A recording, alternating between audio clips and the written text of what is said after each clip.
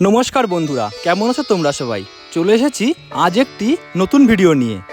আজ আমি তোমাদেরকে নিয়ে যাব বাংলার বুকে অবস্থিত মা কালীর এমন এক প্রাচীন জাগ্রত মন্দিরে, যেটি সাতভাইখালীতলা নামে পরিচিত। তো চলো বন্ধুরা, আর দেরি না করে শুরু করা যাক আজকের ভিডিওটি। সুতরাং আজকের ভিডিওটি স্কিপ না করে সম্পূর্ণ দেখবার জন্য অনুরোধ রইল।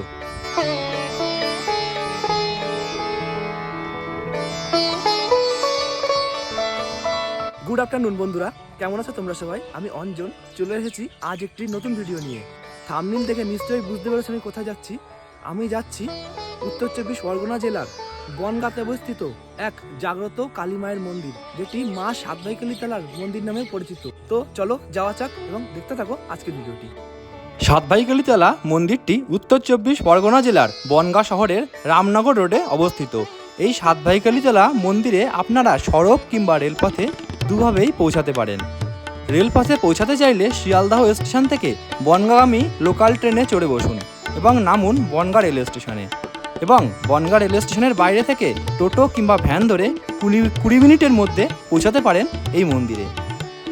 এছাড়াও সড়ক পথে বনগাঁগামী বাস ধরে যশোর রোড দিয়ে আপনারা সহজেই পৌঁছাতে পারেন এই মন্দিরে। সাতভাইখালীতলা মন্দিরটি প্রতিদিন সকাল 7টা থেকে রাত্রি 9টা পর্যন্ত সর্বসাধারণের জন্য খোলা থাকে এবং সকাল সন্ধ্যা মায়ের নিত্য পুজো হয়ে থাকে এই মন্দিরে। সপ্তাহের বাকি দিনগুলিতে মন্দিরে ভক্ত সমাগম হলেও মঙ্গলবার এবং শনিবার ভক্তদের ভিড় থাকে চোখে পড়ার মতো। মন্দিরের বাইরেই রয়েছে পূজা সামগ্রীর দোকান, যেখান থেকে আপনারা পূজার ডালা কিনে মায়ের পুজো দিতে পারেন। এখানে মায়ের পূজার ডালা শুরু হয় মাত্র 21 টাকা থেকে।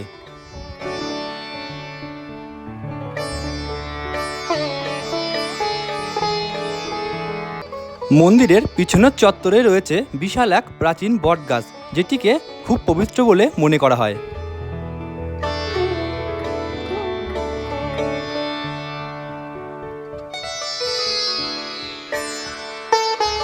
সাতভাইখালীতলার এই মা কালীর মন্দিরটির আনুমানিক বয়স প্রায় 300 বছরেরও বেশি। শোনা যায় এই বর্তমান মন্দিরটি যে স্থানটিতে অবস্থিত, অর্থাৎ বনগাঁ রামনগর চত্বরটি প্রাচীনকালে ছিল ঘন জঙ্গলে ঘেরা। এই রামনগর ও তার আশেপাশের চত্বরে সাত ভাই ডাকাত একত্রে প্রচুর পরিমাণে লুটপাট চালাতো তথা ডাকাতি করত এবং ডাকাতির ধন সম্পদ সমস্ত গরিব দুঃখীদের মধ্যে বিলিয়ে দিত।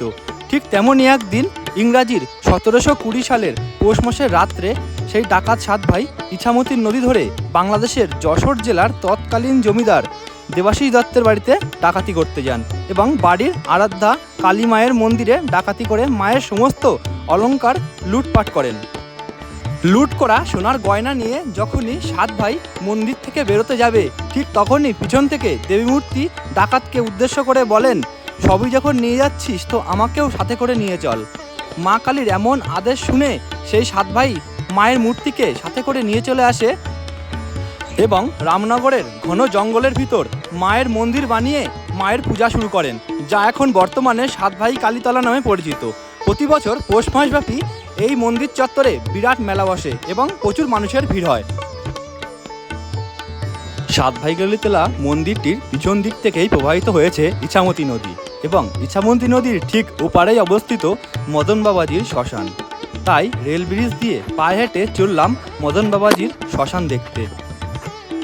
শ্রী সাতভাইখালীতলা ডাকাতকালী মন্দির দেখার পরে এবার আমি ইছামতি নদীর উপর থেকে ব্রিজ দিয়ে হাঁটতে হাঁটতে চললাম মদন বাবাজির শ্মশানকালী মন্দির দেখার উদ্দেশ্যে। রেল ব্রিজ দিয়ে ইছামতি নদী পায়ে হেঁটে পার করে পৌঁছে গেলাম মদন বাবাজির শ্মশানে।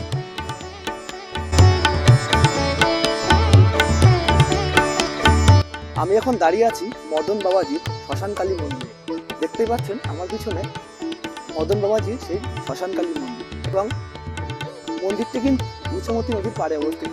আমার পিছনে রয়েছে ইছামতি নদী এবং এই যে ব্রিজটি দেখতে পাচ্ছেন, এই ব্রিজটি ক্রস করেই কিন্তু আমি সাতভাইখালীতলার কালী মায়ের মন্দিরের থেকে মদন বাবাজির শ্মশানকালী মন্দিরে এসেছি। মদন বাবাজির শ্মশানে অবস্থিত শ্মশানকালী মন্দির।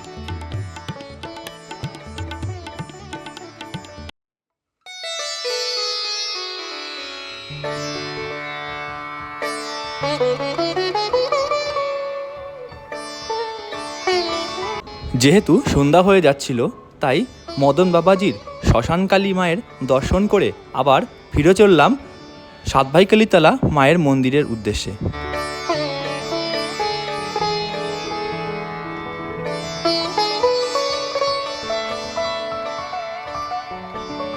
মদন বাবাজির শ্মশানকালী মন্দির দেখা হয়ে গেল, এবার ফিরছি আবার সাতভাইকালীতলার মায়ের মন্দিরে। যেহেতু সন্ধ্যা হয়ে গেছিল তাই আলোকসজ্জার জন্যে মন্দিরটিকে লাগছিল আরও অনেক মনোমুগ্ধকর। সাতভাইকালীতলা মায়ের মন্দির দর্শন করা হয়ে গেল, যেহেতু সন্ধ্যা হয়ে যাচ্ছে এবার বাড়ি ফেরার পালা। তো আজকের ভিডিওটি কেমন লাগলো অবশ্যই কমেন্ট বক্সে জানাবেন, আর ভিডিওটি ভালো লাগলে একটি লাইক করবেন, শেয়ার করবেন এবং অবশ্যই চ্যানেলটিকে সাবস্ক্রাইব করবেন। তো দেখা হচ্ছে পরের ভিডিওতে।